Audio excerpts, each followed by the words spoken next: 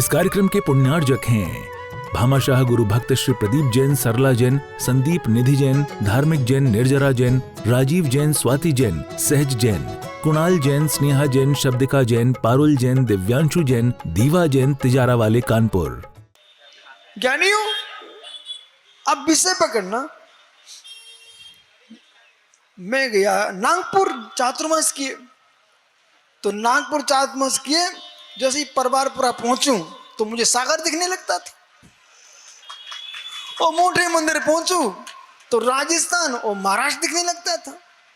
तो घर की देरी में पैर रखते ही एक परिवार है बारामती में, उसकी 7 पीढ़ियां बारामती में निकल गई। एक नहीं 7 पीढ़ी हो गई। लेकिन उनके मेरे आहार हुए, घर में जब आवाज सुनी हाओ हाओ, तो मैंने उन्हें बाद में क्या है तुम्हारे मराठी नहीं सीखे आज तक? बोले महाराज क्या है सीखे, हमारे तो बुंदेलखंड के हैं, 7 पीढ़ी हो गई जरूर। क्या नहीं, जो जीव जिस वंश का है, जिस प्रदेश का है, उसको अपनी भाषा का मान रहता है। मित्र, तुम भगवान सिद्धों के वंश के हो तो अपना मान रहना चाहिए, मैं भगवान सिद्धों के वंश का हूं।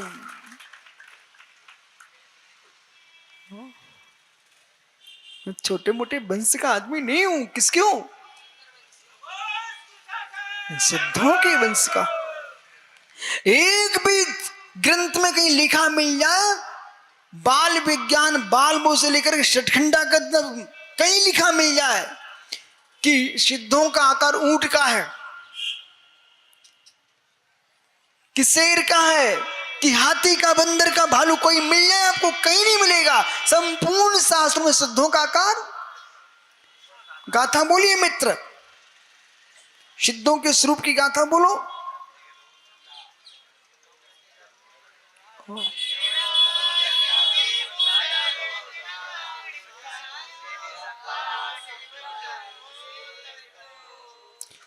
पुरुषा पा क्या लिखा?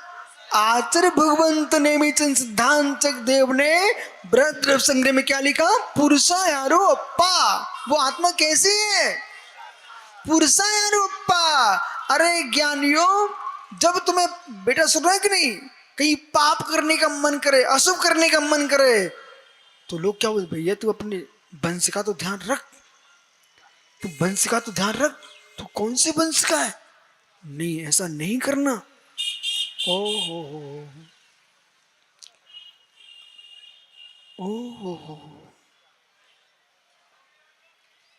कटरा में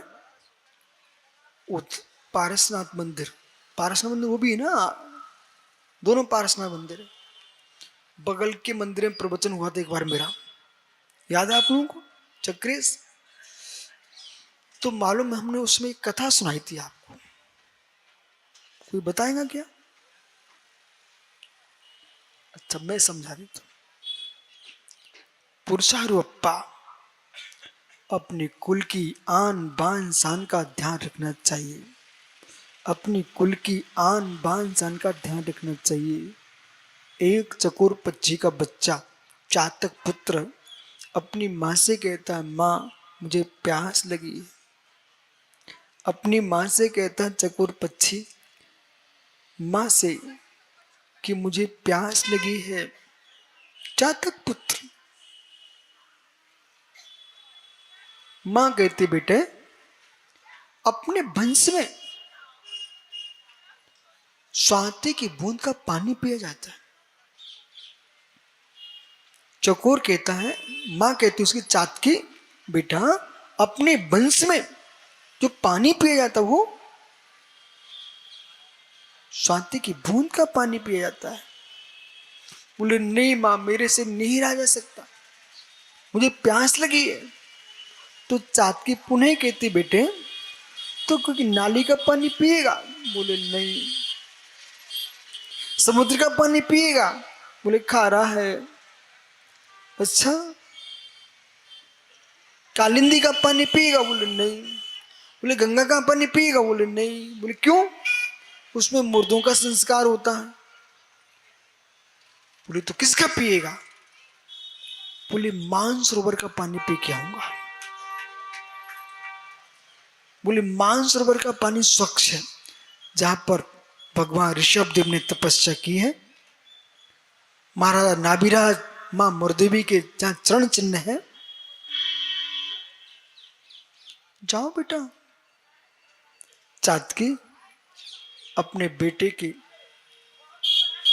बेटे को मुख सूंघती है, आशीर्वाद देती, जाओ बेटा तुम पानी पी के आओ। लेकिन फिर भी मां बोलती है, लेकिन जितनी युवा युवतियां सुन रहे ना, मेरी बात को ध्यान से सुनो। लेकिन बेटे, ये तू चातकी का बेटा है, चातक पुत्र है,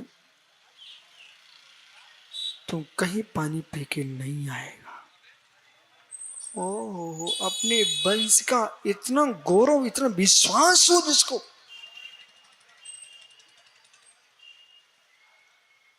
आपको बेटा बेटियों को चाहिए कि तुम्हारे माता पिता कह पाए कि मेरा बेटा मेरी बेटी दुनिया में कहीं भी रहे, अपने कुल के बाहर नहीं जा सकते हैं।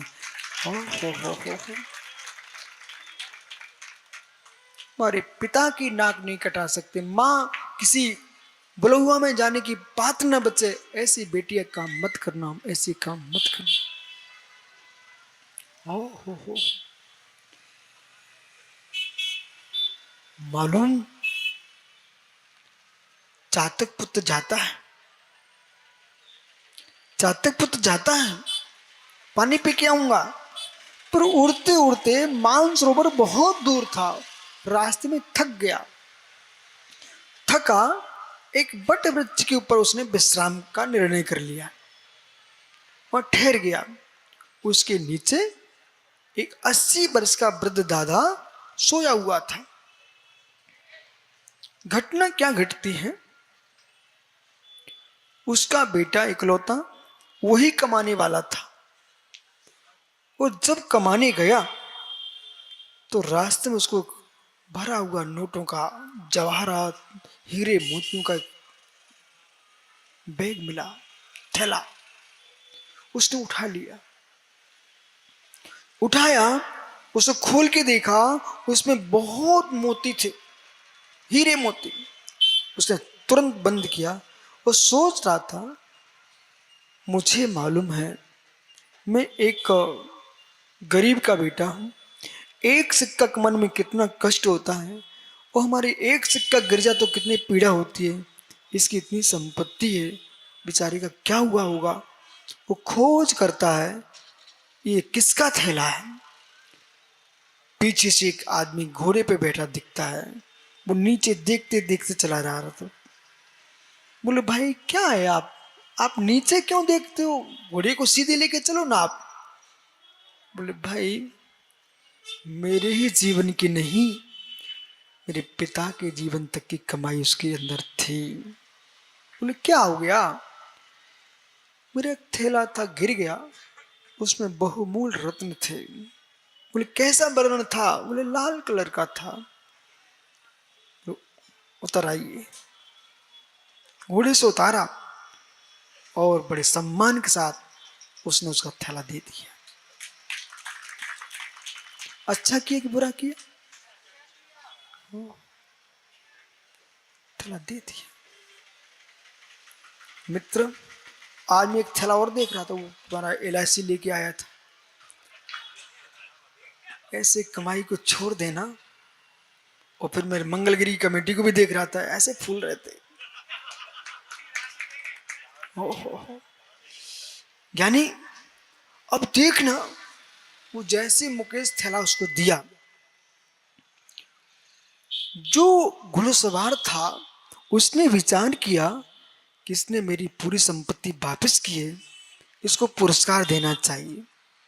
उसने उस थैले में हाथ डाला, कुछ भी नहीं सोचा, और पूरे मुट्ठी भर करके हीरे निकाल करके उस व्यक्ति के हाथ में दी। और जैसे यूं किया, वो दूर खड़ा हो गया।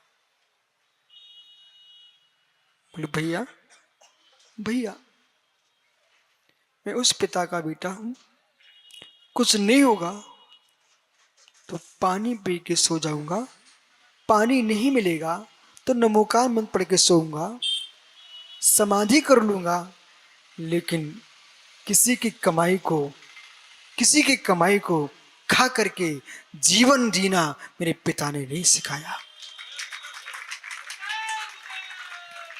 यदि मुझे ये चाहिए ही था तो तुम कौन होते हो? मेरे हाथ में पूरा था, फिर मुट्ठी भर ही क्यों लेता?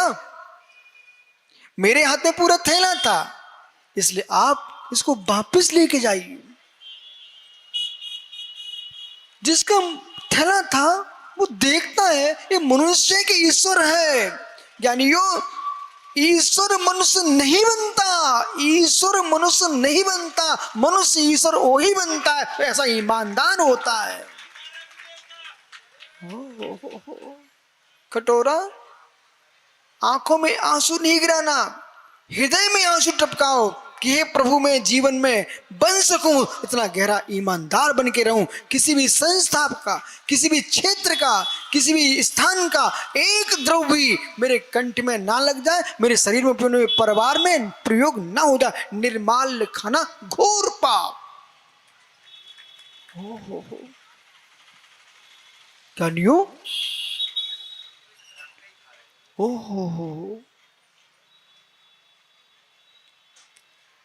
वो वापिस गया। युवा कहां, शाम हो गई, अब काम कहां करता, खाली हाथ पहुंच गया। पिता पड़े हुए थे कहां, भूल नहीं जाना, पूरी बात को सुनना। पिता पड़े थे कहां, बट वृक्ष के नीचे चारपाई पर।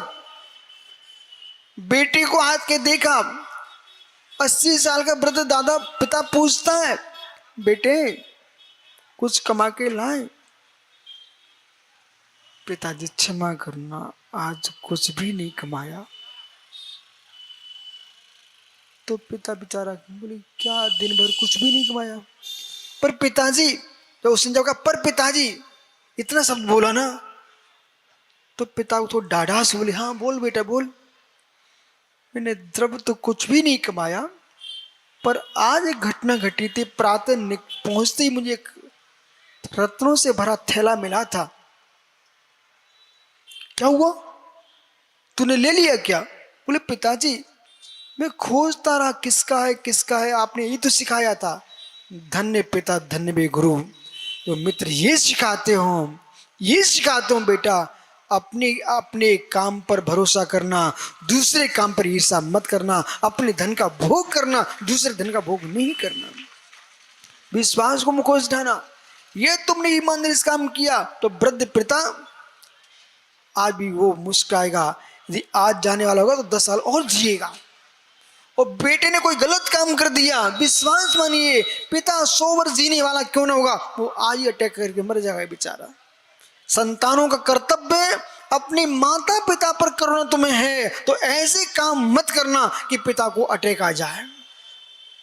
हो मालूम, वृद्ध पिता भी पड़ा ही है चारपाई पर। बेटा बोल रहा था, बोले पिताजी मैं खोजता रहा, घुड़सवार आया, वो देख रहा था, मैं समझ गया इसी का थैला, मैंने उसको वापस किया। फिर क्या हुआ, फिर ये हुआ जब वापस किया वो खुश हो गया। खुश हुआ तो उसने मुझे कुछ रत्न निकाल के दिए। अब पिता जोर से पूछता है, क्या तूने ले लिए? बोले नहीं पिताजी हमने लिए नहीं, मैंने ये कहा कि मेरे पिताजी ने मुझे सिखाया है मेहनत का पसीना बहा खाना, खून का नहीं लेना। हो बोले ऐसा क्या?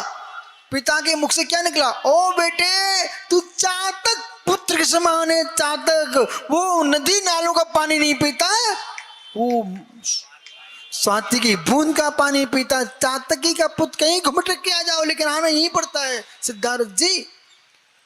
हो मालूम क्या हुआ, वो ऊपर कौन बैठा था? ऊपर कौन बैठा था? चातक पुत्र। ओह जैसे ही मालूम उसने सुना, अरे मेरे कुल की चर्चा ये मनुष्य कर रहे, मुझे पानी नहीं पीना। मुझे पानी नहीं पीना। और बेचारे गए थे पानी पीने, उड़ करके वापिस अपनी माँ के पास पहुंचे। माँ दुलार से बेटे को देखती, बेटे आ गए? बोले हाँ माँ। पानी कितना पिया? बोले माँ नहीं नहीं नहीं नहीं नहीं, हमारे कुल की आन बान शान मनुष्य लोग प्रशंसा कर रहे थे, मैं कैसे पानी पी सकता हूं? अहो ज्ञानियों जेडियो, तुम्हारे कुल की आन बान शान, चाहे दिल्ली राजधानी की लोकसभा हो, राज्यसभा हो जगत की, सब में तुम्हारी चर्चा चलती है। और विश्व में यदि आज भी सनातन जैनत्व को निहारना है तो सच्चा जैनी रात्रि में खाता नहीं, पानी छान के पीता है और रोज देव दर्शन करता हो। नन्हे से बच्चे भी डिब्बी हाथ में लिए चले जा रहे हैं। दुनिया के बच्चे सुबह से खरीद के लाते बिस्किट और बेचारे आधी चड्डी ऊपर करते जा रहे हैं और भगते जा रहे हैं। और एक कपल वो आज का थैली चली पन्नी, अरे मैं देखता हूँ रास्ते में सब दिखता मुझे बिहार में, वो एक पन्नी पकड़े बेचारा पीली पीली, समझ गए ना आप, और भाग रहा है, इधर से बिस्किट हाथ में दबाए, उधर से चड्डी खिसका रहा है, भाग रहा है। ओह, एक शुद्ध जैनी का बच्चा सुबह से ना धो करके मित्र बिस्किट की डिब्बी लेके नहीं मांगता है, वो द्रव की डिब्बी लेकर के और चड्डी खिसकाते नहीं मांगता, धोती दुपट्टा पहने जिनाए की ओर जाता है। नो लगो, नीको लगो। ओहो, इसलिए ज्ञानियों, महेश भैया देखो भैया, आप अपने पिताजी को धन्यवाद दो बार बार कि उस जीव ने ऐसे संस्कार दिए कि दुनिया के लोग जाते जाते दुल्हन और दूल्हे जैसे सजना चाहते हैं, तुम धोती दुपट्टा में आ गए हो। ओहो ज्ञानियों, ओहो हो, किसे संभालना चाहते हो? जो मेरा नहीं है उसे क्यों संभालना चाहते हो? शांत। ये 13वां श्लोक चल रहा है सुब्रत सागर जी, पर इतना गहरा है। शांत शब्द की परिभाषा चल रही है, शांत। ओहो ज्ञानियों,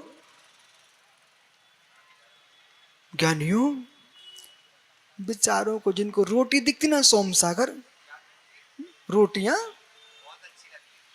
तो रोटियां दिखती हैं, वे घड़ी देखते रहते हैं।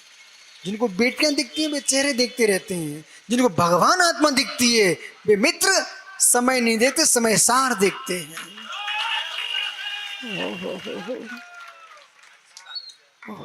इस कार्यक्रम के पुण्यार्जक थे भामाशाह गुरु भक्त श्री प्रदीप जैन, सरला जैन, संदीप निधि जैन, धार्मिक जैन, निर्जरा जैन, राजीव जैन, स्वाति जैन, सहज जैन, कुणाल जैन, स्नेहा जैन, शब्दिका जैन, पारुल जैन, दिव्यांशु जैन, दीवा जैन, तिजारा वाले कानपुर।